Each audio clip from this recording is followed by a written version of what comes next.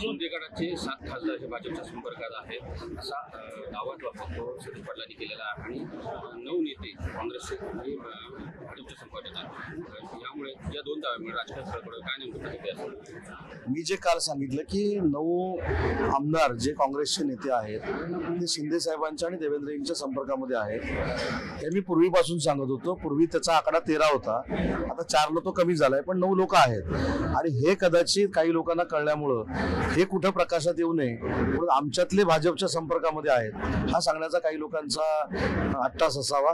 आमचं कोणी कोणाच्या संपर्कामध्ये नाही। आम्ही एकनाथ शिंदे साहेबांवर विश्वास ठेवतो आणि एकनाथ शिंदे साहेब जो निर्णय घेतील तो आम्हाला मान्य राहतो, परंतु 13 वरनं आता 9 वर आलेत, कदाचित तो आकडा पुन्हा 13 वर होऊ शकतो।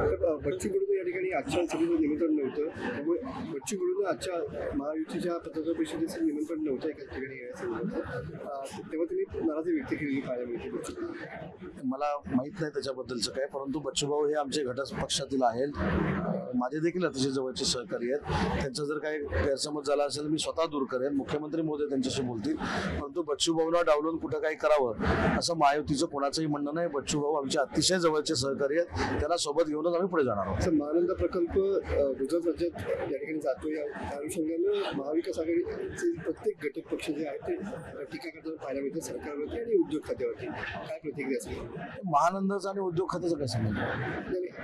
सॉरी, उद्योग खात्यामुळे एकंदरीत सरकारवरती टीका करताना पाहायला मिळते। आणि परवा ती पाणबुडी कुठेतरी काहीतरी झालं त्याच्यावरनं देखील उद्योग खात्यावर टीका झाली। मला असं वाटतं की माझं उद्योग खातं एवढं प्रकाश झोतामध्ये आहे, महाराष्ट्रामध्ये कुठेही खूट जरी झालं तर ते उद्योग खात्यामुळे होतंय हे जे विरोधक सांगतात, त्याच्यामुळे आमचं विभाग जो आहे, आमचं खातं जे आहे हे चांगल्या पद्धतीनं चाललंय असं मला वाटतं। निरुद्योगी उद्योग मंत्री असा आरोप जो आहे तो खासदार विनायक राऊत यांनी केलेला आहे, काय म्हणे निरुद्योग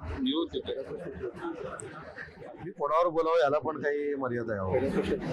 ज्यांना माझ्या मतदारसंघातनं मी 70,000चं मताधिक्य दिलं ते जर माझ्यावर टीका करत असेल त्याच्यावर काय बोलावं, सोडून द्यायचे विषय।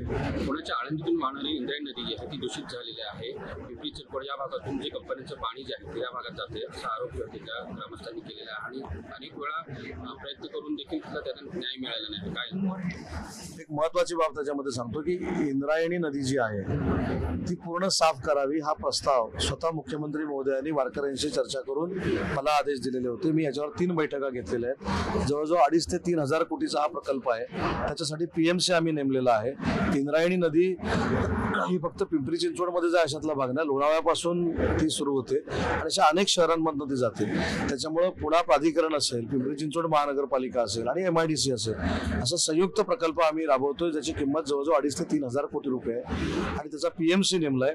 येत्या 3 ते 4 महिन्यामध्ये आचारसंहिता संपल्यानंतर त्याचं टेंडर देखील होईल, पण हा 3 वर्षाचा प्रकल्प आहे। सतीश पाटील प्रश्न येतो, त्यांनी असं म्हटलं की एक पत्र दिले शिंदे गटातल्या खासदारांनी 7 खासदारांनी की त्यांनी भाजपच्या चिन्हावरती यावी लढवून तिकडे जावं म्हणून। मला असं वाटतं की जिथं निवडणूक आयोगाकडे खोट्या सह्या मारून आमच्या दिल्या जातात, बरोबर आहे की नाही, त्यांचं वाढणं ऐकून काही लोकांना लागलं असेल, खोट्या सह्या मारून दिला असेल। माझी ज्यावेळी सुनावणी झाली ते माझी खोटी सही व्हीप स्वीकारल्याचे देखील तिथं होतं। मी आता काय सांगू शकतो, अशा खोट्या सह्या असू शकतील, मला नाही अशातला भाग नाही, पण खोटी सही कोण मारतं हे सुनावणीमधनं समोर आलेलं आहे ना। माझी देखील खोटी सही मारलेली आहे, त्याच्यामुळे खोट्या सह्या मारण्यामध्ये काही तरबेज लोक आहेत, त्यांनी कदाचित मारले असतील। ABP माझा, उघडा डोळे बघा नीट।